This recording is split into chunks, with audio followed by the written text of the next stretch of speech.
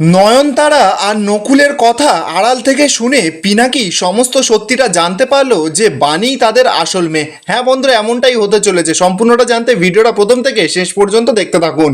ধারাবাহিকের শুরুতে দেখা যাচ্ছে মৌলি বানিকে বলছে যে বানি, তোমার যদি এই বাজে বকা শেষ হয়ে যায় না তাহলে তুমি আসতে পারো। বানি তখন সরাসরি মৌলিকে বলছে যে এখনো কিন্তু আমার কোনো কথা শেষ হয়নি মৌলি।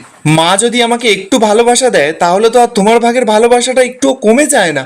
আর তোমার যে ভালোবাসাটা প্রাপ্য সেটাতে কিন্তু আমি কোনোদিনও ভাগ বসাতে চাইনি, আর সেটাতে আমি কোনোদিনও ভাগ বসাবোও না। আর আমরা কি দুজনে বোনের মতন হয়ে থাকতে পারি না?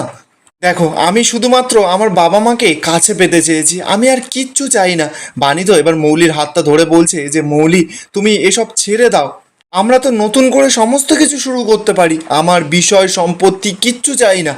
মৌলি তো এদিকে শুধরাবার নয়, মৌলি সঙ্গে সঙ্গে বানির হাত থেকে নিজের হাতটা সরিয়ে নিয়ে বলছে যে মা বাবাকে নিয়ে চিন্তা করো না বানি, ওই মা বাবা আমার বাবা মা, আর আমি আমার মম ড্যাড ওদের দুজনকে ঠিক সামলে নিতে পারবো। আর তুমি কি বললে, তুমি নাকি আমার বোন? আর এই কথাটা না আমার সামনে কোনোদিনও উচ্চারণ করবে না, কারণ আমার কোনো বোন টোন নেই। আমার বাড়ি, আমার পরিবার আর আমার ওই সম্পত্তি সমস্ত কিছু আমারই থাকবে। আমি কখনো তোমার সঙ্গে কিচ্ছু শেয়ার করে নেব না। আর তোমার যতই মনে হোক যে আমি ঈশানী রয়কে খুন করার চেষ্টা করেছি, মারার চেষ্টা করেছি, কিন্তু তুমি কিচ্ছু প্রমাণ করতে পারবে না। বানি তো এবার নিজের চোখের জলটা মুছে মৌলিকে বলছে যে কে বলেছে তোমাকে আমি প্রমাণ করতে পারবো না? এই যে তোমার নাটক করে বিষ খাওয়ার যে ব্যাপারটা না, এটা আমি সকলের সামনে 2 মিনিটে প্রমাণ করে দিতে পারি। মৌলি এবার চিৎকার করে বলছে যে ও তাই নাকি, তা করছো না কেন? করো না, করো, কিভাবে প্রমাণ করবে করো। বানি তখন জানাচ্ছে যে কারণটা হচ্ছে আমার মা বাবা। মা সবেমাত্র এই অসুস্থতা থেকে উঠেছে, আর তোমাকে মা এতটা ভালোবাসে যে তোমার মুখোশটা সকলের সামনে যদি একবার খুলে যায় না, মা সহ্য করতে পারবে না। আর বাবা, তোমার যখন রক্ত বমি ওঠে তখন না বাবা পাগলের মতন ছুটে বেড়াচ্ছিল, আর আমি তোমার এতগুলো প্ল্যান পুরো ধূলিসাৎ করে দিয়েছি। আমি চাইলে তোমার মুখোশটাও টেনে সকলের সামনে খুলে দিতে পারি, আমার কিন্তু বেশিক্ষণ সময় লাগবে না। আর তার আগে আমার একটা কাজ আছে, আমি তোমার এই নামটা না মা বাবার মন থেকে পুরো মুছে ফেলে দেব। আর তারপর যখন তোমার মুখোশটা আমি টেনে সকলের সামনে খুলে দেব, তখন মা বাবার যেন এক বিন্দু কষ্ট না হয়।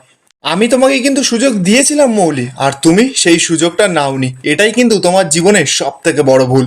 মৌলি তখন বাণীকে বলছে যে দেখ শোনো, ভয় দেখিও না আমাকে, আগে নিজে প্রমাণ নিয়ে আসো, তারপর এইসব বড় বড় কথা বলবে। বাণী তো এবার মৌলির দিকে তাকিয়ে মিচকি হেসে ওখান থেকে চলে যায়। এরপর পরের দিন সকাল হয়ে যায়। সকাল সকাল তো মৌলিকে হসপিটাল থেকে ছেড়ে দিয়েছে। মৌলি বাড়িতে এসেছে, মৌলি বাড়িতে এসে সোফায় বসেছে, সকলে তো ওষুধপত্রগুলো দেখছিল ঠিকঠাক করে। বাণী তখনই মৌলিকে প্রশ্ন করছে, বলছে মৌলি, তোমার সঙ্গে না আমার কিছু কথা আছে। অনিরুদ্ধ তখন জানাচ্ছে যে হ্যাঁ, আমারও কথা আছে। আচ্ছা মৌলি, কালকে তোমার কেবিনে বিক্রম দেব কি করছিল? কথাটা শুনেই তো সকলে পুরো চমকে গেছে। নয়নতারা তো এবার এদিকে ঘাবড়ে গেছে, বলছে যে এরা জানলো কি করে? ঈশানী তো অবাক, ঈশানী বলছে যে বিক্রম দেব কালকে হাসপাতালে এসেছিল। সাথীও তো এবার প্রশ্ন করছে, বলছে মৌলি কি হলো, চুপ করে আছো কেন, উত্তর দাও, বিক্রম দেব কি করতে এসেছিল হাসপাতালে? মৌলি তো এবার সকলের সামনে নাটক করা শুরু করে দিয়েছে, বলছে যে আমি না তখন শরীরটা খুব অসুস্থ ছিলাম, আমি জানি না কখন কে এসেছিল, কিভাবে এসেছিল, আমি কিচ্ছু বলতে পারছি না। নয়নতারা তো এবার মৌলিকে গার্ড করছে, বলছে যে হ্যাঁ, ও তো ঠিক কথাই বলেছে, ও তো অসুস্থ ছিল, আর বিক্রম দেবের হাত পা আছে, ও কোথায় যাবে, কি করবে, ওটা মৌলি কি অন্যায় করেছে? মৌলির তো কোনো দোষ নেই এতে। আর আমি তো হাসপাতালে বিক্রমদেবকে আসতেই দেখিনি। আর বানি, তুমি কেমন মেঘো, সারাক্ষণ শুধু এই মৌলিকে ছোট করার জন্য উঠে পড়ে লেগেছো, বাড়ির সকলের সামনে বারবার করে প্রমাণ করার চেষ্টা করছো যে ঈশানীর ওষুধে নাকি মৌলি বিষ মিশিয়েছে। পদে পদে কিন্তু তোমার জন্য ওকে ছোট হতে হয়েছে, আর এখন ওর মায়ের সামনে তুমি ওকে ছোট করছো।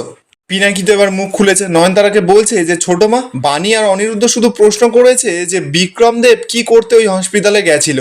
নয়নতারা তো উল্টে এবার পিনাকিকে ধরেছে, বলছে যে পিনাকি, আমি তোকে একটা প্রশ্ন করি, এত কিছুর পরেও তুই এই বানি বলে মেয়েটা সাপোর্ট নিস কি করে বলতো? যে মেয়েটা নকল ডিএনএ রিপোর্ট বানিয়ে এই বাড়ির মেয়ে, এই বাড়ির অধিকার চাইতে এসেছিল, সেই মেয়েটার প্রতি তোর এতটা মায়া কিসের রে? ঈশানী তো এবার বিরক্ত হয়ে বলছে যে ছোট মা, এইসব কথা এখন থাক না। নয়নতারা তখন বলছে যে না ঈশানী, একদম থাকবে না এই কথাগুলো, পিনাকিকে এর উত্তর দিতেই হবে। বাণী তো এবার এতক্ষণ পর মুখ খুলেছে, বলছে আপনারা মানুন বা নাই মানুন, একদিন সকলে জানবে যে আমরা ডিএনএ রিপোর্ট নকল করিনি, করেছে অন্য কেউ। ঈশানী তো এবার রেগে গেছে, চিৎকার করে বাণীকে বলছে যে চুপ করো বাণী, আমি তোমাকে বলেছি না তুমি এই বিষয়ে আর একটাও বাজে বাজে কথা বলবে না। পিনাকি তো এবার বাণীর সাপোর্টে কথা বলছে যে আমি মানছি যে বাণীর ওই ডিএনএ রিপোর্টটা ভুল ছিল, কিন্তু বাণী আমাদের পরিবারের জন্য, আমাদের কোম্পানির জন্য যা যা জিনিসপত্র করেছে না, সেগুলো কিন্তু আমরা অস্বীকার করতে পারি না। এই পরিবারের, কোম্পানির জন্য, এই পরিবারের মানুষগুলোর জন্য বাণী কি কি করেছে সেগুলো কিন্তু আমরা ভুলে গেলে চলবে না। আর ঈশানী, তোমার জীবন বাঁচানোর জন্য বাণী কি করেছে সেটাও কি তুমি ভুলে গেলে? নাকি তোমার এখনো মনে হবে যে বাণী এই সমস্ত কিছু নাটক করছে, লোক দেখানো কলে করছে? আর তোমরা যতই কোনো যুক্তি খাড়া করো না কেন, আমি কখনো মানতে পারবো না যে বাণী কোনো খারাপ মেয়ে। আর মৌলি, মৌলি তো অনেক অন্যায় করেছে, অনেক সকলের সামনে কত অপমান করেছে বাণীকে। তাহলে আমরা কি ওকে ক্ষমা করে দিইনি? আমরা তো ওকে ক্ষমা করে দিয়েছি। আর ওর ভুলটা কি? ও নিজের পরিচয় গোপন করতে চেয়েছিল, ও একটা মিথ্যে পরিচয় দিয়েছিল, তার জন্য কিন্তু আমরা ওকে ঘেন্না করতে পারি না ঈশানী। আর আমি আর একটা কথা বলি, সম্পর্ক কিন্তু শুধুমাত্র রক্ত মাংসে আর ডিএনএ রিপোর্ট দিয়ে হয় না, মন থেকে হয়, মনের মিল থেকে হয়। ঈশানী তখন সরাসরি পিনাকিকে বলছে যে তাহলে কি বাণীকেই তুমি নিজের মেয়ে হিসাবে মেনে নিচ্ছ? পিনাকি তো এবার ঈশানীকে বলছে যে ঈশানী, তুমি আমাকে একটা কথা বলো তো, তুমি নিজের বুকে হাত রেখে বলো যে তোমার কখনো মনে হয়নি যে বাণী তোমার মেয়ে হতে পারে? ঈশানী তখন সরাসরি চিৎকার করে বলছে যে না, কোনো দিনও হতে পারে না, ওকে দেখে কোনোদিনও আমার নিজের মেয়ে বলে মনেই হয়নি। মৌলি তো এবার খুব খুশি হয়ে গেছে, মনে মনে বলছে যে মম, তুমি পুরো ফাটিয়ে দিয়েছো, ফাটিয়ে দিয়েছো। এদিকে বাণী তো কাঁদতে কাঁদতে ঈশানীকে বলছে যে আমি প্রত্যেকবারই আপনার থেকে ধাক্কা খাই, কিন্তু প্রত্যেকবারই কেন মনে হয় যে এই প্রথমবারই আমি ধাক্কাটা খেলাম? বাণী তো এবার খুব জোরে জোরে কাঁদছে, কাঁদতে কাঁদতে ওখান থেকে চলে যায়। অনিরুদ্ধ তো বাণীর পেছন পেছন চলে গেছে।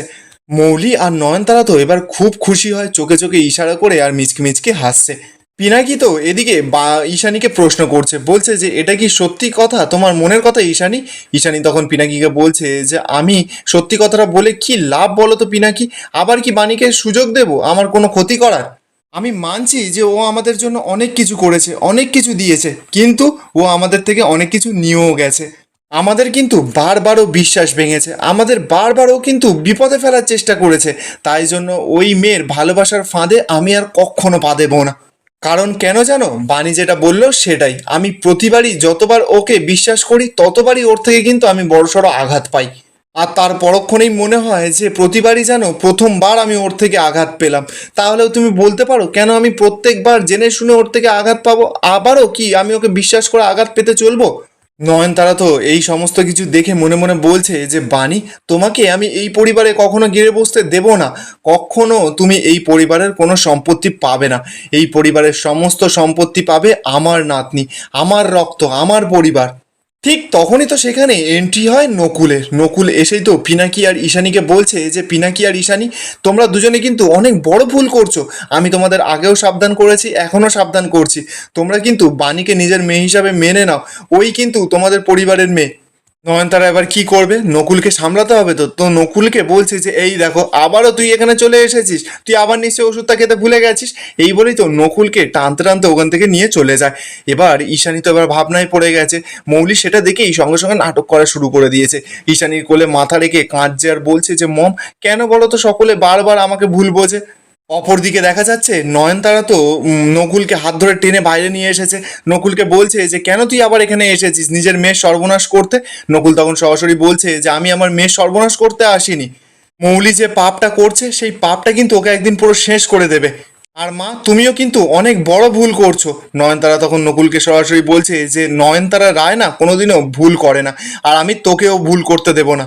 আর এখানেই আজকের এপিসোডটা শেষ হয়ে যায়, কিন্তু আমার মনে হচ্ছে যে ঈশানী এবার আড়াল থেকে এদের দুজনের কথাটা শুনে সমস্ত সত্যিটা ধরে ফেলবে। কমেন্টে আপনাদের মতামত অবশ্যই জানিয়ে যাবেন, আর ভিডিওটা ভালো লেগে থাকলে অবশ্যই করে চ্যানেলটা সাবস্ক্রাইব করে যাবেন।